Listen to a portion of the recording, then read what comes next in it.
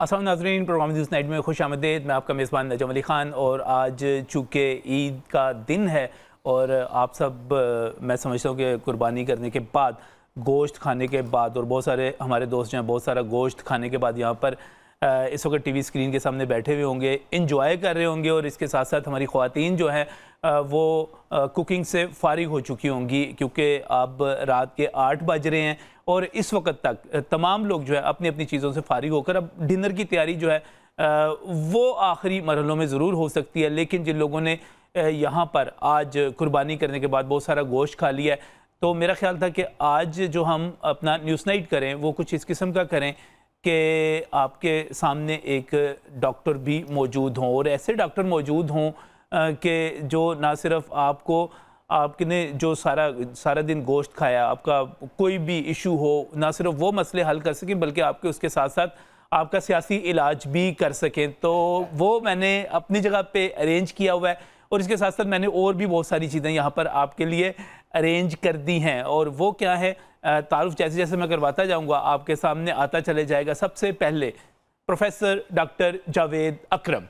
Doctor साहब अस्सलाम वालेकुम। डॉक्टर साहब जो हैं इस वक्त हमारे ना सिर्फ डॉक्टर हैं बल्कि इसके साथ साथ हमारे पंजाब के वज़ीर सेहत भी हैं। लिहाजा मैं समझ रहा हूँ कि आज जितना भी आपका इलाज करवाया जा सकता है वो सारे का सारा डॉक्टर साहब के ज़रिए करवाया जा सकता है। डॉक्टर साहब सियासी इलाज भी कर देंगे, आपका दूसरा इलाज भी कर देंगे।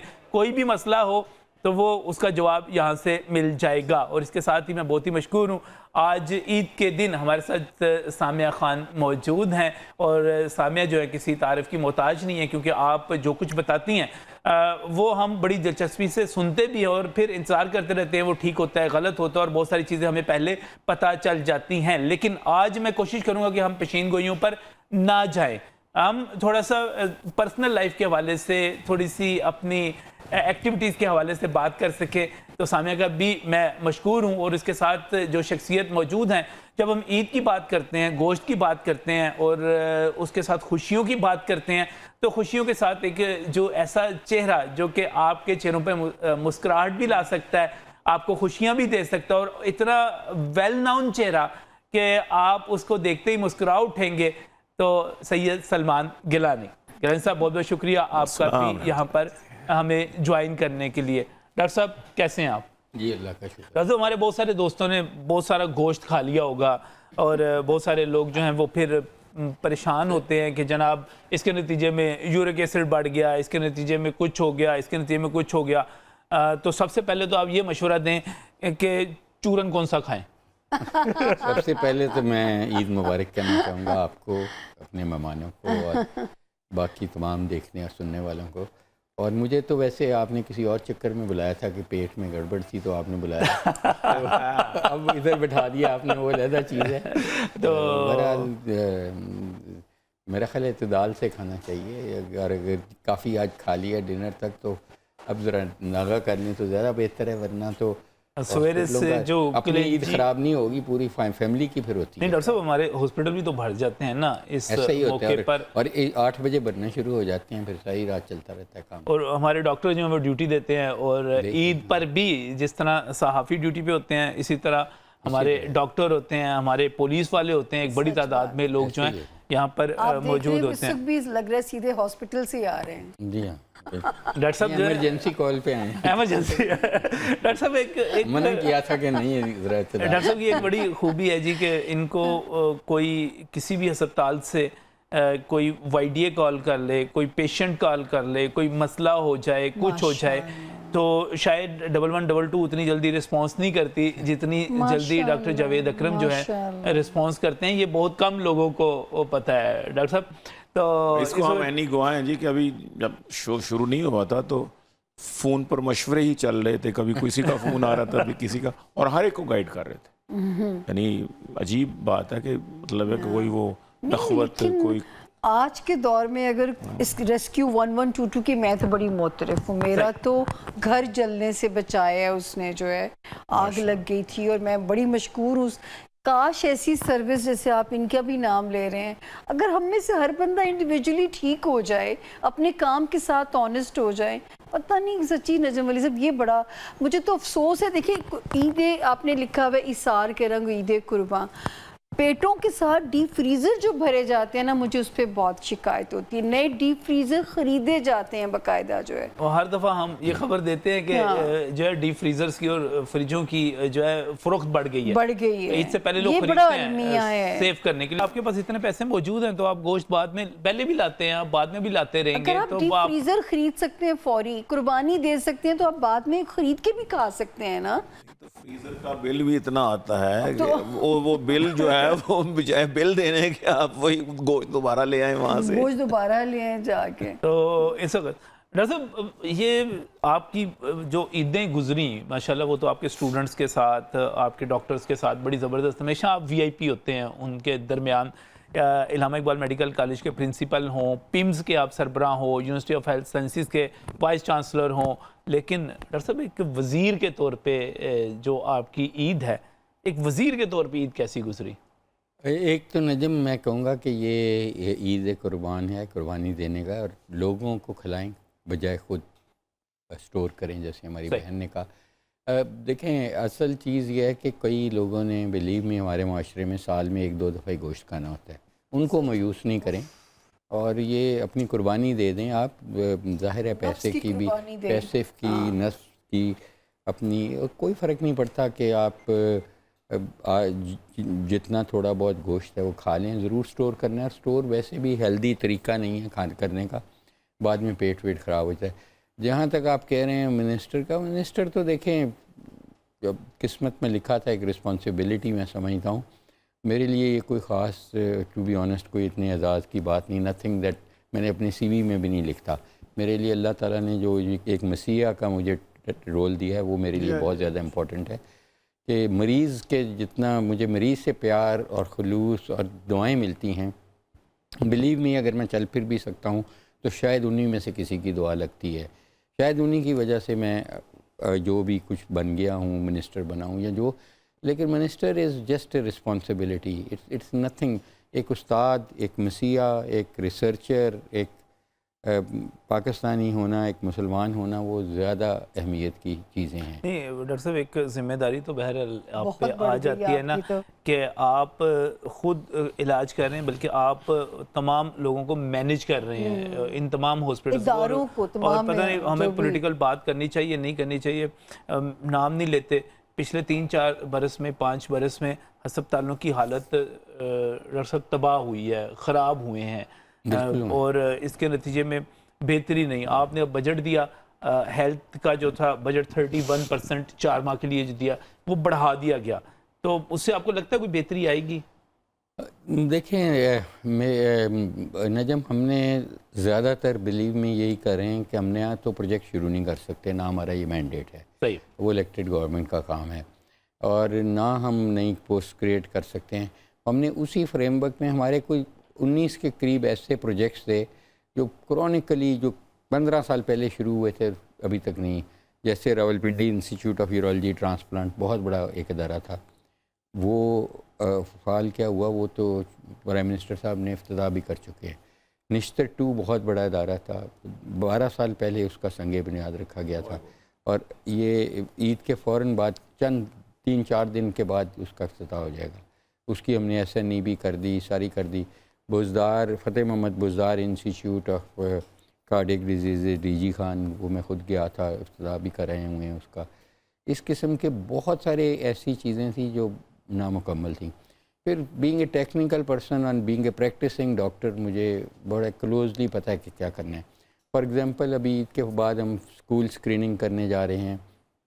स्कूल स्क्रीनिंग में जैसे थैलेसीमिया है, बहुत कम मुल्क हैं अब जहाँ पे अभी तक थैलेसीमिया है। पाकिस्तान अनफॉर्चुनेटली वो बड़ी इजीली उसको एरेडिकेट किया जा सकता है कि अगर हम बोर्ड के इम्तिहान या O लेवल वालों ने भी हमें सपोर्ट की इसमें, यानी कैम्ब्रिज स्कूल सिस्टम्स हैं, कि हम अगर स्क्रीन करेंगे बच्चे को और उसके बाद ही वो इम्तिहान दे पाएगा, वरना उसको इम्तिहान कोई भी बोर्ड उसका पंजाब में नहीं एक्सेप्ट करेगा। इसी तरह हेपेटाइटिस B, C, ये चीज़ों के लिए पैसा इतना नहीं चाहिए, विल चाहिए, ज़्यादा विल चाहिए। और क्योंकि थैलेसीमिया के पेशेंट्स तो खासतौर पर डॉक्टर साहब देखें, बच्चे जो हैं पता नहीं ईद पे हमें इस तरह की बात करनी चाहिए नहीं करनी चाहिए, लेकिन वो लोग भी तो सारे हमारे शहरी हैं, इस वक्त ईद मना रहे हैं।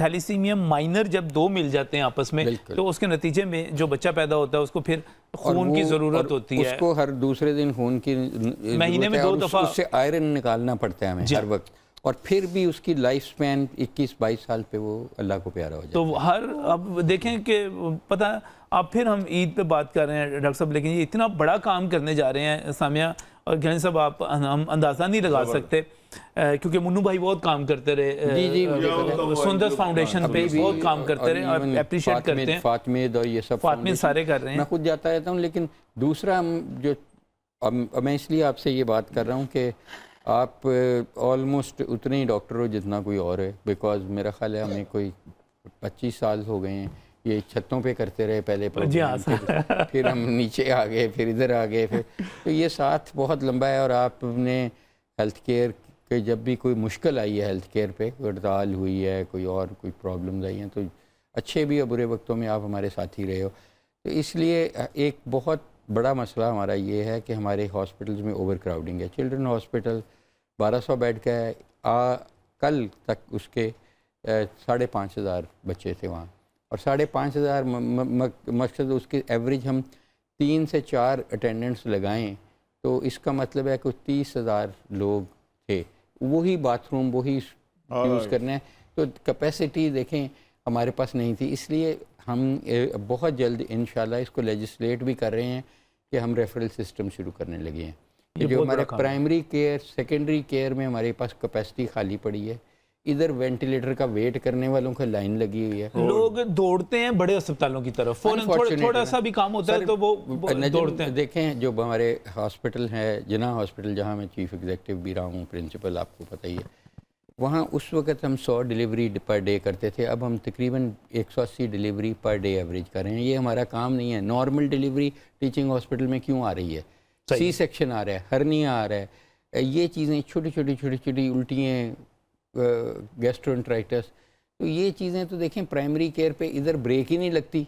ये डॉक्टर साहब दो बहुत बड़ी बातें मैं सामने आपको भी दो बड़ी बातें करने जा रहे हैं। जो थैलीसीमिया का या हेपेटाइटिस बी सी का जो टेस्ट होने जा रहा है, उसके नतीजे में होता ही है कि हमारे आपके बच्चे क्या करते हैं, हमसे क्या मांगते हैं, कहते हैं खिलौने मांगते हैं, हमसे चॉकलेट्स मांगते हैं, हमें कहते हैं हमें कहीं सैर कराने के लिए ले जाएं। लेकिन थैलीसीमिया का जो पेशेंट बच्चा होता है वो अपनी खुशी के लिए, अपने आराम के लिए चॉकलेट्स नहीं मांगता, खिलौने नहीं मांगता, वो खून मांगता है, ताज़ा इंसानी खून मांगता है। कितनी एक अजीबोगरीब सी चीज़ है कि उस बच्चे को खून चाहिए होता है। तो वो अगर ये टेस्ट शुरू हो जाएंगे, 2 थैलीसीमिया माइनर आपस में नहीं मिलेंगे, तो उसके बाद ये बहुत बेहतरी हो जाएगी। फिर दूसरा एक और चीज़ मैं आपकी तरफ दूसरा जो बहुत बड़ी चीज़ होने जा रही है, हमारे टीचिंग हॉस्पिटल हर बंदा जो है वो जिना भागेगा, सर्विसेज भागेगा, मेयो भागेगा, आपके करीब जो छोटे हॉस्पिटल हैं वो खाली पड़े हुए होते हैं और वहाँ पे इलाज हो सकता है, तो वो रश बहुत बढ़ जाता है। ये दोनों काम अगर कर जाएं, डॉक्टर साहब आप करने जा रहे हैं,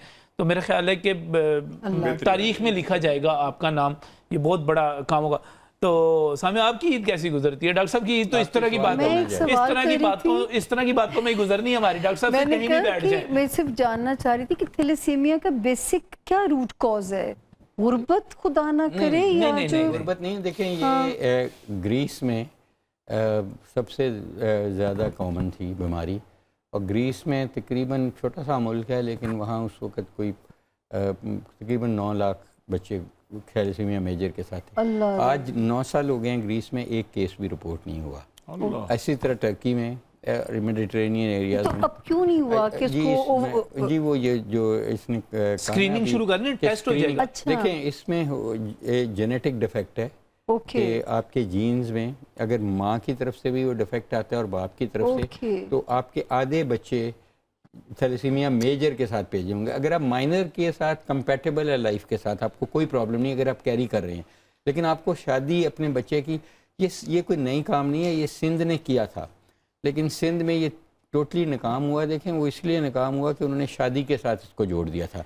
हमारे माशरे में बेटी की शादी हमने भी तजर्बा ये करके नाकाम हुए थे, पायलट किया था, देखें जब बच्ची की शादी की रिश्ता तय होता है ना और शादी तय हो जाती है उस वक्त अब हमें कोई ब्लड टेस्ट नहीं करने देगा। गलत चीज ना हो। परस्ती है ना यहाँ लड़की की शादी हमारा समझा जाता है कि एक बड़ी बोझ समझा जाता है। बच्ची जब पैदा होती है हमारे माशरे में तो जहेज इकट्ठे होने शुरू हो जाते हैं, लड़के का नहीं होता, मेल डोमिनेटेड सोसाइटी है ना।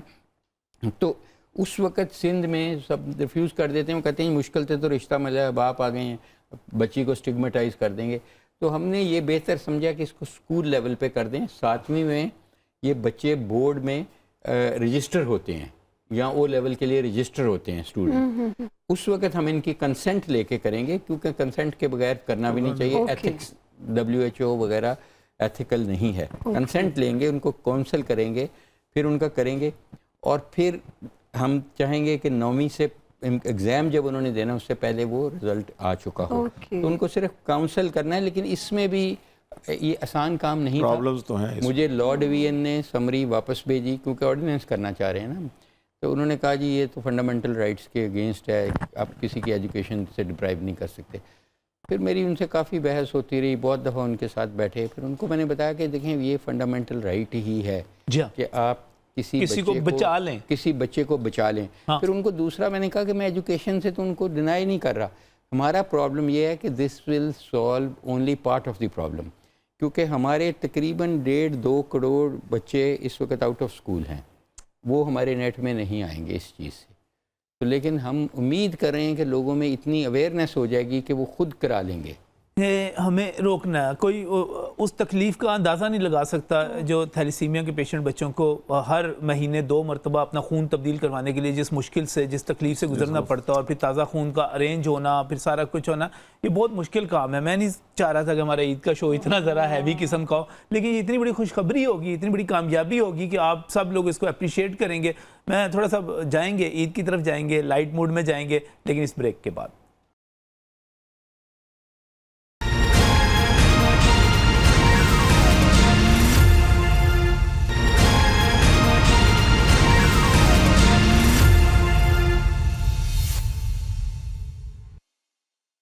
Welcome back from your. नाज़रीन, आप ईद मना रहे हैं और ईद के दिन जो होते हैं बड़े खुशी के दिन होते हैं, एक दूसरे से हम मिलते मिलाते हैं, लेकिन आपस में लड़ाइयाँ भी हो जाती हैं और बड़े बड़े फैमिली की लड़ाइयाँ होती हैं। सामने ये ख्वातीन लड़ती क्यों हैं इतना, और ईद पे सारी लड़ाइयाँ हो जाती हैं और पुराने शिकवे निकल आते हैं? खैर अब ये नहीं हम कह सकते ख्वातीन लड़ती हैं, जब से माशाल्लाह 4 साल से एक नई यूथ ने, एक अहले यूथ ने जन्म लिया है, अब तो आदमी हजरात भी उतनी एग्रेसिव हो गए। अच्छा, मर्द भी उतना ही लड़ते हैं? ओह माय गॉड, पता नहीं क्यों सर, ये बहुत दुख है, अलमिया है जो अदम बर्दाश्त नहीं लड़ना चाहिए, ईद पे भी लोग लड़ते हैं क्योंकि टॉलरेंस जीरो हो गई है ना अवाम के अंदर भी। आई डोंट नो इसका ये कहाँ जाके रुकेंगे, ये समझ नहीं आती। ये हालांकि ये ईद कुर्बान हो गई, रमज़ान हो गया, तलकीनी सब्र की है, तलकीनी कुर्बानी की है, तलकीनी इसार की है।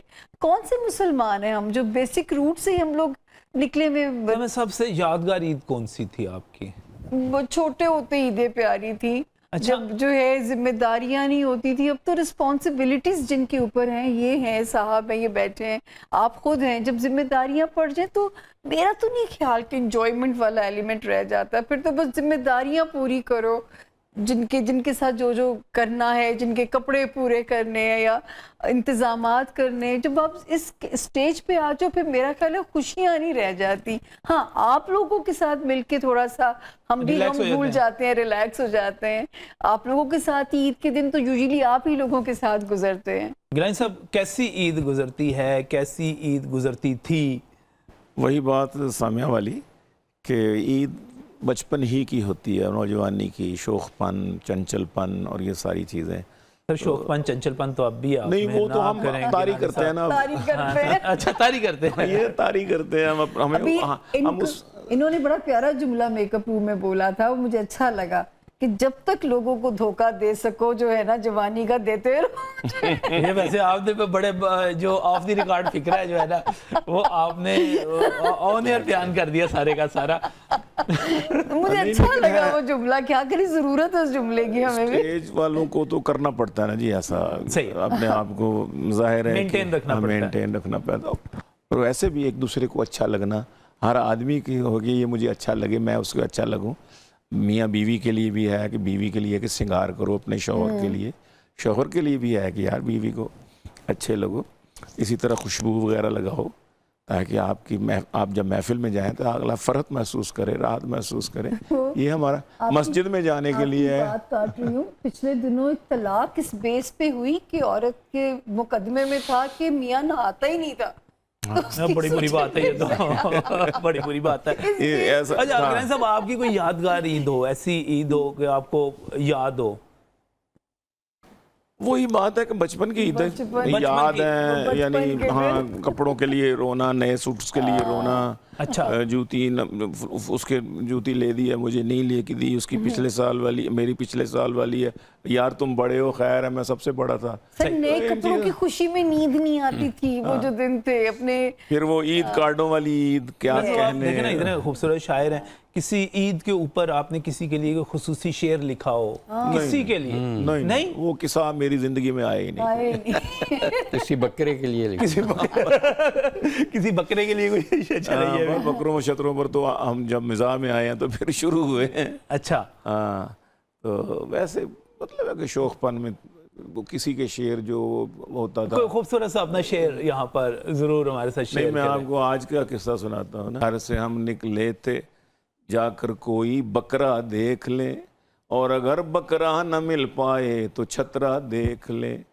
बकरे वाले ने हमारी जेब देखी तो कहा, आप इन पैसों से इन बकरों का नखरा देख ले। सिर्फ नखरा ही आएगा देखने में, वरना कीमत ना आपको ये नहीं मिल सकेगा। डॉक्टर साहब, आपकी तो जवानी की जो ईदें होंगी बड़ी खूबसूरत आप ऐसे गुजरते क्यों कह रहे हैं? वो अभी भी जवान है, नहीं, नहीं, graceful है, क्यों ऐसे? नहीं, उन्होंने वो एक तो बेड़ा गर्क कर दिया ना जो मुझे उन्होंने। जर्नलिस्ट है ना, ये खुद जवान रहते हैं, दूसरों को डॉक्टर बूढ़ा साहब कर के लिए देते मैं हैं। एक शेर कह दूं। अच्छा डॉक्टर साहब ने शेर कहने सवाल में इनके बात करता हूँ। जवानी की बात आपने की है और बुढ़ापे की बात की है कि अब इसके बाद क्या उसे कहता मैं दोस्तों, अब इसके बाद क्या उसे कहता मैं दोस्तों, जब शोख शंग कह दिया चंचल ही कह दिया, ये बाल तो हुए हैं मेरे धूप में सफेद, उसने बुजुर्ग जान के अंकल ही कह दिया। ये ज्यादा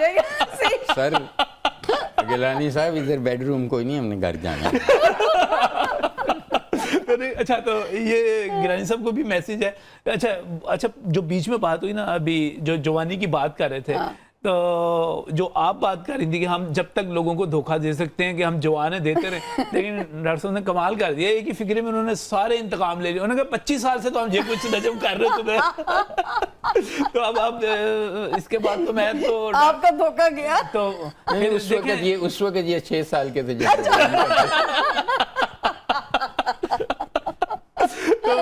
तो डॉक्टर साहब आपकी इतने बॉर्न एंकर। डॉक्टर साहब आपकी ईदें तो बड़ी जवानी की ईदें जो हैं बड़ी खूबसूरत, बड़ी रंगीन। कोई यादें सर, कोई शेयर देखो, करें अगर ऐसे? मुझे आप पूछो ना कि सबसे अच्छी ईदें कौन सी गुजरी हैं, ऑनेस्टली मैं आपको दिल से कह रहा हूँ, सही 2005 का ज़लज़ला और उसके बाद जब हमने वहाँ ईद गुजारी उनके साथ, ज़लज़ला ज़दगान के साथ, और लोगों की वहीं मदद पे करते जानवर किया, वहीं सब कुछ किया। इस तरह की बहुत सारी ईदें हैं। देखें, आज भी आप, क्योंकि पहला दिन है, तो आप इस ईद को भी यादगार बना सकते हैं। आपके करीब कोई हॉस्पिटल होगा, कोई यतीम खाना होगा, कोई जगह होगी, उधर खाना पका के बच्चों के लिए ले जाएं, कुछ तोहफ़ा ले जाएं, छोटे छोटे तोहफे। आप देखेंगे कि कितनी मेमोरेबल ईद वो होगी। बिलीव मी, ईद इसका नहीं है कि आप अपने लिए कर रहे हैं, आप करें उन लोगों आपको के खुशी लिए मिलती है देने से, मैं कहता देने हूँ से आपकी लोगों को। आप वो ईद होगी जो आप रेफ़र करेंगे, जैसे मैं कर रहा हूँ। ऑनेस्टली अगर वो मेरी लाइफ में से मिसिंग हो वो चीज़ें, जैसे गज़ा में जब बम्बार्डमेंट हुई हमने उधर की, वो एक याद है, वो बड़ी ऐसी याद है कि हम जब नींद ना आ रही हो उसका सोच के हम सो जाते हैं। बहुत अच्छी। तो इस तरह वो, ये जो लाइफ किस चीज़ का नाम है, या लाइफ इसी चीज़ का नाम है कि आप अपनी यादें क्रिएट करते हो और उनको रीलिव करते रहते हो। जब आपको ख़ासकर मुश्किल वक्त आता है तो आप उन अच्छी चीज़ों को जो आपने की होती हैं उनको सोच के आप खुश होते रहते हो। तो इसीलिए जितनी मेमोरीज़ आप क्रिएट कर सकते हैं कर लें, वरना तो ये गोश्त खाना और ये तो एक रूटीन की चीज़ें हैं ना, थोड़ा ईदी देना, ईदी लेना, ये वो। लेकिन कि अगर आपने वाकई यादगार बनानी है तो मैं समझता हूँ क्यों नहीं आप अच्छा, यहाँ मुझे इनसे पूछना है, क्या बचपन से इतने बुजुर्ग थे या ये वक्त ने इतना वो जो है पैदा, बचपन से तो छोटे होते तो हमें एहसास ही नहीं बचपन में होता था ना। तो मैं मेरा ख्याल है बहुत ज्यादा नहीं, जो शरारती बड़े किस्म लोग का था। बनने होते हैं बचपन से आसार नजर आ जाते हैं उनके। नहीं, ऐसे कोई वो आसार बताते हैं हमारे तच्छी थी, आपका ये मतलब है क्या? नहीं, इनका ये मतलब है कि वो एक बंदा किसी गांव में गया और उसने वहां पर जाकर पूछा कि क्या इस गांव में कोई बड़ा आदमी पैदा हुआ है, तो गांव वाले बड़े हैरान हुए। उन्होंने कहा नहीं नहीं, बच्चे ही पैदा होते नहीं होते, छोटे बच्चे ही पैदा होते हैं। तो इसमें अच्छा, लेकिन एक और चीज़ हमारी ईद में आ गई हुई है, वो ये है सामिया के पहले लोग जो थे ईद के मौके पर कपड़े बनवाते थे, ईद के मौके पर नई चीजें की जाती थी। सच्ची बात। अच्छा, अब पूरा साल जो था इंतजार किया जाता था, अब पूरा साल ही हम कपड़े बनाते रहते हैं, पूरा साल ही हम वो सब कुछ करते रहते हैं जो ईद के मौके पे किया जाता है। तो फिर ईद जो है उतनी डिफरेंट नहीं रह जाती। different हमारे नहीं बहुत सारे दोस्त कहते हैं कि बस कुर्बानी की, खाया पिया, कुछ एक दो फोन किए, अपने जो रस्म निभाई, व्हाट्सएप किए, मैसेज किए और उसके बाद सो गए। और ईद सोने का नाम है, सोती हैं आप भी बहुत ज्यादा? मुझे तो सर वैसे मैं इंसोम्निया की पेशेंट हूँ, डॉक्टर साहब को देख के तो मैं भी अपनी बीमारी बता दूँ, नींद वैसे ही कम आती है। अच्छा, मेरा जो काम है ना वो भी गौर व फिक्र तदब्बर वाला है। ऐसे लोगों की नींद छीन ली जाती है, नींद नहीं आती है, जितनी आती है वो बस खरीदी मुल आती है नींद जो है। अच्छा, इसका मतलब आप कम सोते हो? बात ये है जी कि ज्ञान साहब, ईद ऐसी गुजरती है कि ईद मिलने भाइयों बहनों के बच्चे आ गए, हमने सोचा जप्फियों पर ही गुजारा कीजिए। अच्छा बच्चे बोले जप्फियों को पप्पियों को छोड़िए। अच्छा, बच्चे बोले, बच्चे तो बच्चे ही हैं। जी हाँ, बच्चे नहीं नहीं, बच्चे बड़े जप्फियों पूरे को- हैं। जप्फियों को पप्पियों को छोड़िए, ईद का दिन है हमें तो आज ईदी दीजिए, ईद का दिन है हमें तो आज ईदी दीजिए। हम ये बोले उफ कहाँ से लाएं हम इतने रुपए, हम ये बोले डॉक्टर साहब, हम ये बोले उफ कहाँ से लाएं हम इतने रुपए, बच्चे बोले IMF से मदद ले ली। उनको भी पता है कि अच्छा, वैसे ना आप बार बार महंगाई की बात कर रहे हैं गिरन साहब, और बकरों के महंगे होने की बात कर रहे हैं, अब आपने IMF की बात कर दी। तो सामिया मुझे जो है ना बता चुकी हुई हैं पहले कई दफ़ा बता कि इनका ये कहना है कि आने वाली ईदें जो हैं वो अच्छी होंगी, हमारी बहुत अच्छी होंगी, अल्हम्दुलिल्लाह। पाकिस्तान के लिए बहुत इतनी बेहतर मुझे वक्त है। प्यारी सामिया की उम्मीद है बहुत अपने ज़बरदस्त मुल्क पेशेन गोई हैं अल्लाह डॉक्टर साहब इस पाक हवाले से। बस। कोई डॉक्टर साहब को बताइएगा कि आने वाली ईदें कैसी होंगी हमारी। नजम साहब अल्लाह इज्जत रखे, जब तक मई नहीं गुजरा था मैं एक एक दिन पाकिस्तान के लिए डरती थी, क्योंकि ये मेरी पिछले साल की पेश गोई थी कि अगर हम साल के सेकंड हाफ में एज पाकिस्तान या एज पाकिस्तानी पहुंच गए और खुदा ना खास्ता कोई तोड़ा ना गया हमें आपस में, तो फिर हम बच जाएंगे। अब इस जून के महीने से मेरी अच्छी उम्मीदें शुरू हो गई थी कि अल्लाह पाक हमें बचा लेंगे, अल्लाह ना करे डिफ़ॉल्ट पाकिस्तान ये भी आप भूल जाए, क्योंकि मैं ये भी एक प्रेडिक्शन है मेरी कि न्यू वर्ल्ड अलायंसेस बनेंगे और बन रहे हैं। और पाकिस्तान को बचाना उनकी मजबूरी हो जाएगा। तो हम तो एक लाडले बच्चे की तरह हो जाएंगे, मेरे रब ने चाहा इंशाल्लाह कि हमें बचाना उनकी अपनी मजबूरी हो जाएगा, तो इंशाल्लाह पाकिस्तान डिफॉल्ट की तरफ नहीं जाएगा। तो आने वाले दिनों आने वाला में इंशाल्लाह जो ईदें होंगी ज्यादा अच्छी, अल्हम्दुलिल्लाह, ज्यादा बेहतर, ज्यादा खुशखबरियां। हम यहाँ तक आ गए हैं ना, तो बस ये मैं कहती हूँ ये इसका पाकिस्तान का नंबर भी 7 है, ये मोजज़े की तरह ही बना है, मोजज़े की तरह ही चला है और मोजज़े की तरह ही आगे सरवाइव करता हुआ आपको नजर आ जाएगा। यहाँ तक सर बच गए हैं, 71 वाला हाल नहीं हुआ, तो बस आगे रब के हुक्म से हमारी बचत हो जाएगी। बस काश के एक कौम बनने का भी सोच लें, वो डिवीज़न बस अल्लाह मियाँ ख़त्म कर दें हमारी, लेकिन जो है वो अब आप ही के प्रोग्राम में मैंने तब भी कहा था कि 20 मई तक ऐसी सितारों में सूरत हाल है कि खुदा ना करे फ़ौज की फिरकी भी घूम सकती है। और ये भी कहा था कि 21 मार्च 2023 से शुरू होने वाला साल पाक फ़ौज का साल है, जो पाक फ़ौज की साख को डेंट डाले गए, नुकसान पहुंचाया गया, इसकी रिकवरी का भी यही साल है। तो देखिए कुछ निशानियां तो पूरी हो रही हैं ना, तो आने वाले वक्त में अब अल्हम्दुलिल्लाह पाकिस्तान। अच्छा, वैसे एक मुझे ब्रेक पर जाना है, लेकिन ब्रेक पर जाने से पहले एक सवाल डॉक्टर साहब बड़े लोग कर रहे हैं और उनका ये कहना है कि ये ईद तो आ गई, ठीक है, जून में ही आ गई, और लेकिन अब जो अगली ईद, छोटी ईद आनी है, बड़ी ईद आनी है, उस पर भी आप ही वजीर होंगे, निगरान हुकूमत ही होगी। इलेक्शन जो है सामिया की भी प्रेडिक्शन है कि वो आगे जा सकते हैं। मेरा नहीं ख्याल तो जाएंगे। मेरा अगली ख्याल ईद है- पर भी डॉक्टर साहब हम आपको बतौर वजीर सेहत ही हम आपको मदऊ कर नहीं, सकते मेरा हैं। नहीं ख्याल, मेरा ख्याल है कि अक्टूबर तो में आपको हो क्या जाएंगे सर, आप इलेक्शन। इतने अच्छे वजीर नहीं, बने हो हुए जाने हैं, तो आप चाहिए। थोड़ी सी मुल्क की खिदमत तो होने नहीं, बहुत दीजिए। काफ़ी खिदमत होगी, हम एज ए डॉक्टर भी कर सकते हैं, वजीर होना ज़रूरी नहीं है। और मैं समझता हूँ कि आप बहुत बेहतर प्रेडिक्शन कर सकते हैं, लेकिन मेरा ख्याल है कि ये साल इलेक्शन का ही है, और अक्टूबर और नवंबर के दरमियान आप देख लेना हो जाएंगे, और अच्छे होगा कि हो जाएं, क्योंकि एक अनसर्टनटीज़ कम होंगी, मुल्क आगे जाएगा। और मैं समझ रहा हूँ कि वैसे जो आपने कहा इन्होंने कि देखें पाकिस्तान वाकई ही मजबूरी बन जाएगा। पाकिस्तान 2042 के करीब तीसरी बड़ी मुमलिकत होगी आबादी के लिहाज से दुनिया की। इंडिया नंबर 1 हो जाएगी, चाइना नंबर 2 हो जाएगी, और फिर पाकिस्तान। इतने बड़े मुल्क को, इतनी बड़ी इमर्जिंग मार्केट जहाँ पे इतने लोग रहेंगे, हमारे जो है ना पॉपुलेशन एक्सेलरेशन, वो हमारी तमाम दुनिया से ज़्यादा है। हम ज़्यादा बच्चे पैदा कर रहे हैं। चाइना ने तो बहुत कंट्रोल कर लिया, और प्रॉब्लम ये होगी हमारे वसाइल उस तरह नहीं बढ़ रहे। तो ऑब्वियसली एक जो आपने बात की कि अभी भी मैं क्योंकि पब्लिक में रहता हूँ, और ज़ाहिर है मरीज़ पब्लिक सेक्टर में आते ही वो हैं जो बहुत गरीब हैं। अभी भी आप कह रहे हो ना कि रोज़ हम थ्रू आउट पूरा साल ईद होती है, बिलीव मी ये बहुत चंद ये शहरों की बात कर सकते हैं, खुशकिस्मत लोग हैं, शुक्र करना चाहिए अल्लाह का। 70 से 80% लोग नहीं ये करते, वो शायद ईद पे भी नहीं बना सकते कपड़े। हकीकत है ये, मैं आपको हकीकत बता रहा हूँ। उनके पास दवाई खाने के लिए पैसा नहीं है, उनके पास अपनी पढ़ने के लिए पैसा नहीं है, उनके पास बहुत और मसाइल हैं। तो ये लाहौर में आपके इस खूबसूरत एनवायरनमेंट में बैठ के तो ठीक है, लेकिन इतना अफसोस है सर, अभी बच्चा सर उठाता नहीं है, मां नू चाहे बच्चे दे सिर ते सेरा बन दो, छोटी उम्र में रोजगार है नहीं है, शादियां कर दी जाती हैं ना, उनको तालीम की तो अवेयरनेस है ही नहीं है ना कि अपने बच्चों को पढ़ाना भी, पढ़ाएंगे तो आगे वो बच्चों को शऊर आएगा कि बच्चे दो ही अच्छे वाली कहानी पे जाएंगे।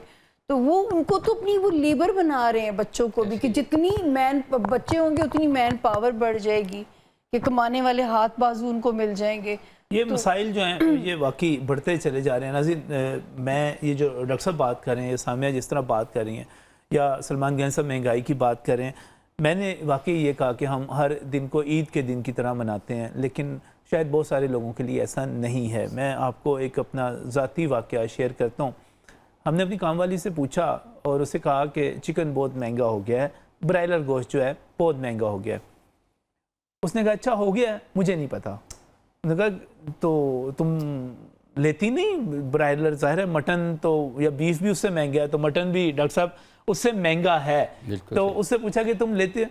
उसने कहा नहीं, हम तो हमेशा से, जब आप कह रहे हैं महंगा हो गया, जब सस्ता था हम अफोर्ड ही नहीं कर सकते, हम चिकन लेते ही नहीं, हम खाते ही नहीं, बनाते ही नहीं। तो मुझे बड़ी हैरत हुई बात सुन के।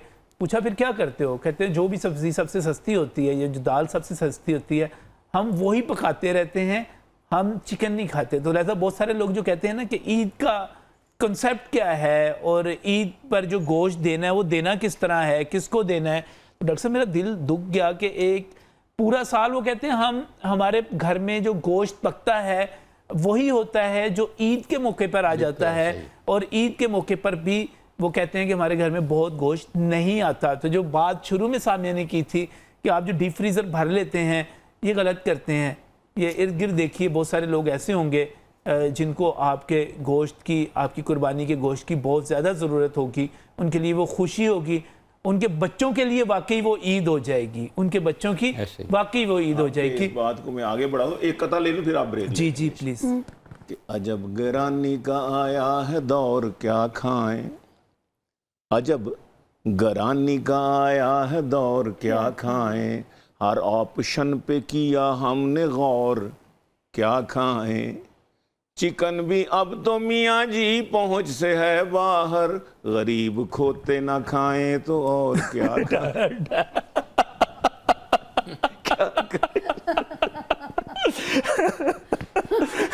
और कह रहे हैं बहुत सारे लोग कहते हैं कि हम ईद के ऊपर ही जो है डॉक्टर साहब गोश्त खाते हैं। ऐसा ही है। तो जो है डॉक्टर साहब ये सच है, ये खोते वगैरह पकते हैं? आप तो अब वजीर सेहत भी हैं और चीज़ों को एडमिनिस्ट्रेटिव तरीके से भी देखते होंगे। माशाल्लाह इनका महकमा लगा तो मैं, और वैसे तो ईद का मौका है, तो खैर फूड वाले लगे होते हैं, फूड पर लगे होते हैं। लेकिन मैं आपको अपना ज़ाती बता देता हूँ कि मैं हॉस्टल में रहता था तो निश्तर में, मुल्तान में, तो वहाँ छापा पड़ गया था। अच्छा। तो हम बाहर निकले तो हमने कहा क्या हुआ है फूड वालों का, तो उन्होंने कहा जी इसने कुत्ता पका दिया था। हमने कहा कौन सी डिश थी? उन्होंने कुत्ता बरामद भी कर लिया।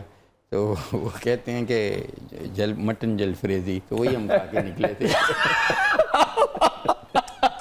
ये मैं आपको सही बात बता रहा हूँ।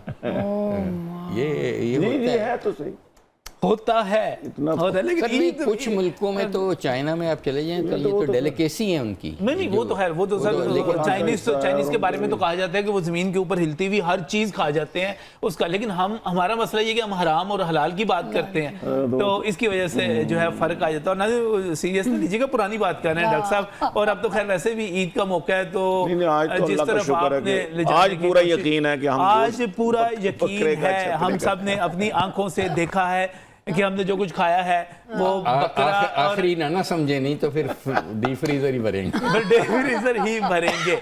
और इसके साथ ही नाज़रीन एक ब्रेक।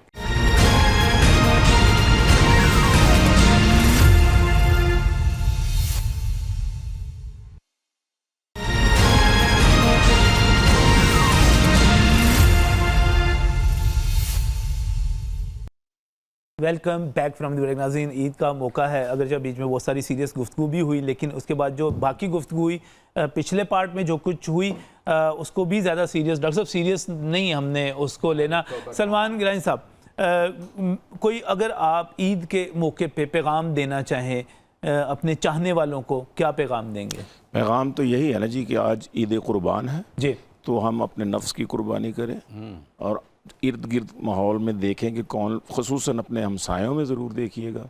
बहुत सारे लोग होते हैं, सफ़ेद पोश लोग होते हैं, कसीर अयाल लोग होते हैं, कम तनख्वाह वाले लोग होते हैं, उनको पहले देखिएगा, रिश्तेदारों में देखिएगा। उसके बाद वही जो कुरान अपना इस्लाम में जो कुर्बानी के 3 हिस्से हैं वो तो है, ठीक है, मतलब कि जवाज़ है उसका, लेकिन बेहतर यही है कि आप तकसीम कर दें, उन लोगों को दे दें। लेकिन अगर खुद भी आप खा लें, सारे का सारा खा लें, इस्लाम में कोई हर्ज नहीं है, लेकिन बहरहाल उसका जो असल फ़लसफ़ा है वो यही है कि आज के दिन कोई बंदा जो है महरूम ना रहे इससे, गोश्त से। ये सबसे बड़ी जो बात है, कम से कम कुर्बानी जब हम कर रहे हैं तो फिर ये सारे का सारा। समय आप क्या पैगाम देंगी क्या ईद के हवाले से? सर मैं तो ये कहूँगी कि अब तो वैसे मैं कहती होती हूँ कि 2020 से हम एंड ऑफ वर्ल्ड में एंटर हो चुके हैं। अच्छा, एंड ऑफ वर्ल्ड में, एंड ऑफ वर्ल्ड में yes, डराने वाली बातें ना करें इसके ऊपर ना। से वर्ल्ड वॉर की भी थपकियां आनी शुरू हो जाएंगी। तो अगर अब भी हम अपने किबले दुरुस्त नहीं करेंगे और सुन्नत इब्राहीमी पे भी अगर अब भी अमल नहीं करेंगे तो फिर कब करेंगे? तो मेरा तो यही होगा सर कि किबले दुरुस्त करें, अपनी सिमतें दुरुस्त करें। कोई पता नहीं किस वक्त किसका बोरिया बिस्तर पैक हो जाए जो है, क्योंकि आप देखें ना, कभी कोरोना आ जाता है, कभी कोई वबा आ जाती है, क्योंकि दुनिया की ट्रांसफॉर्मेशन भी होनी है। सही। तो मेरा तो यही मैसेज होगा कि अगर अब भी नहीं बदलेंगे तो फिर कब बदलेंगे? और आपका बदलने का पैगाम उनके लिए ख़ास तौर पे है जी, जो आपको सोशल मीडिया के ऊपर आपकी पेशीन गोइयों पे जो है वो बहुत ज़्यादा आप पे। नजम साहब मैं वाहिद औरत हूँ जो इसको अंदाज़ों का इल्म कहती थी, और मेरी अपनी बरादरी, एस्ट्रोलॉजर बरादरी ने मेरी इतनी ट्रोलिंग की कि ये अंदाज़ों का इल्म नहीं है, ये 2 जमा 2 4 है। और मैं कहती थी नहीं, गैब का इल्म सिर्फ रब की ज़ात के पास है, ये अंदाजे हैं, इंसानी अंदाजे हैं, गलत भी हो सकते हैं। मैं इस लाइन के साथ, आपको पता है मैं हर प्रोग्राम में आप शुरू ही इसी चीज से करती मेरा रब का सद शुक्रिया कि अगर उन्होंने मेरी इज्जत रखी तो मैं उनके सदके जाऊं, रब के वारी जाऊं कि जिसने मेरी इज्जत रखी पेश गोइयों की। लेकिन ट्रोलिंग करने का, मैं तो इल्म की बात करने वालों में से हूं ना, मैंने तो कोई पीरनी का नकादा नहीं ओढ़ा हुआ, लिबादा नहीं ओढ़ा हुआ ना लिबादा, हाँ। या मैं अल्लाह माफ़ी दे वो शिर्क के ज़ुमरे में आता है जहां आप किस्मत को बदलने की बात करते हैं। सही। अगर दलील दे के मैं आपको कायल कर रही हूँ कि मैंने क्यों की थी पेशगोई इस साल की, मेरे पास हर पेशगोई की दलील मौजूद है, तो मैं इल्म की बात कर रही हूँ। तो मैं तो यही कहूँगी कि खुदा का वास्ते अदम बर्दाश्त, देखिए बाहर की लोग कौमें क्यों तरक्की कर रही हैं, अगर अब भी हम नजम साहब एक कौम ना बने, बहरान फिर लोगों के अंदर है, पाकिस्तान तो इंशाल्लाह बची जाएगा। लोग बर्दाश्त पैदा करें बिल्कुल थोड़ा सा, और आप उसके साथ ट्रैफिक में देखें एक हाँ, बंदा लड़ाई हो जाती है 1 मिनट नहीं में। कर सकता, उससे कोई बाईपास करके जाए तो जाए कैसे? सही, हम लोगों में बर्दाश्त, गुस्सा, और डॉक्टर साहब ये गोश्त लोगों ने आज खा लेना, गोश्त खा के और ज्यादा गुस्सा आता है आता है ना, यहाँ सो जाते हैं या सो जाते हैं, या नींद आती है, या गुस्सा आता है। तो डॉक्टर साहब जब से आप वजीर बने हैं तो हमारे जो पीटीआई के दोस्त हैं वो तो आप पे भी बड़े गुस्से में होंगे, मोहसिन नकवी साहब पे भी गुस्से पे, निगरान हुकूमत पे भी गुस्से पे, वो कहते हैं आप लोगों ने ज्यादती बड़ी की है उनके साथ। देखिए गुस्सा करना उनका हक है, करें, वो कोई इशू नहीं है। मेरा ख्याल है असल चीज़ ये है कि ये तो वक्त ही बताएगा कि किसने क्या किया, कैसे किया, क्या नहीं किया। ये तो तारीख जब लिखी जाती है तो पता चलता है। किसी पे ये आज मौका नहीं है कि तनकीद की जाए, इतना अच्छा दिन है, ये कुर्बानी का दिन है। उन्हें से बचा तो सकते हैं ना सर?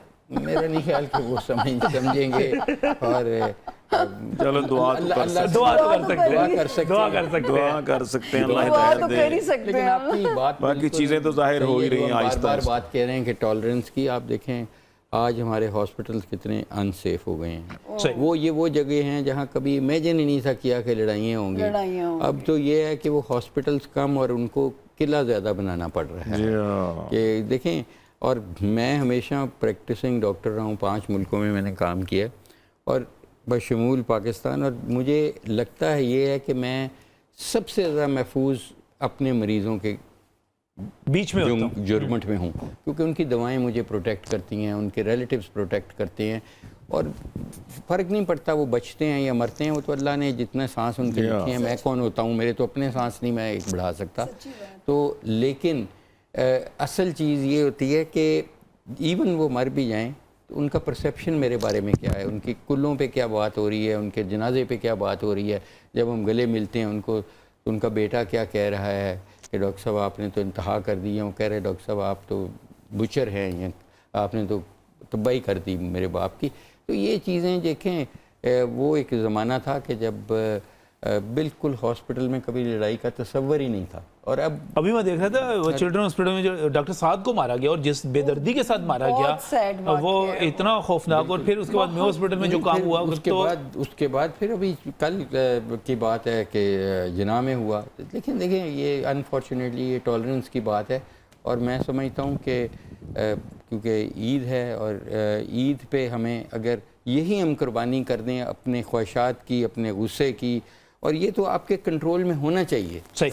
हम जिसके उम्मती हैं नबी पाक सल्लल्लाहु अलैहि वसल्लम, उसका अगर ज़िंदगी का एक झलक भी आ जाए, एक झलक भी हमारी ज़िंदगी में आ जाए, और उनकी तो जो मेरे बर्दाश्त ख्याल में देखें हम कहते हैं अब देखें, अभी हम देख रहे थे कि हमारा हर घर के बाद खालें पड़ी हैं, वो पड़े हैं, आंतड़ियाँ पड़ी हैं, क्यों हमें ये शऊर नहीं है कि हम थोड़ा सा दूर ले जाके इसको फेंक दें। सफाई निस्फ मान है, आप कुर्बानी कर रहे हैं, आप पैसे लाखों रुपए जानवर पे लगा रहे हैं, आपको कैसे पता कि अल्लाह कबूल करेगा? अगर वो आप दूसरों के लिए जहमत बना रहे हैं, अगर वो रहमत की चीज़ को आप जहमत बना रहे हैं, वो कबूल तो उसने करने हैं, और वो मताज नहीं है हमारे गोश्त का और खून का, बकरे का। यहाँ लेकिन जब हम अपनी होली बुक को पढ़ते हैं, आपकी स्पिरिट जानी है, आपकी इसार जाना है, आपकी कुर्बानी जानी है, तो बर्दाश्त पैदा करें। आज तो का यही है कि आप जब होली बुक को पढ़ते हैं नजम साहब, सब्र के साथ शुक्र, शुक्र के साथ सब्र, ये दो लफ्ज़ इकट्ठे हैं 12 जगहों पे,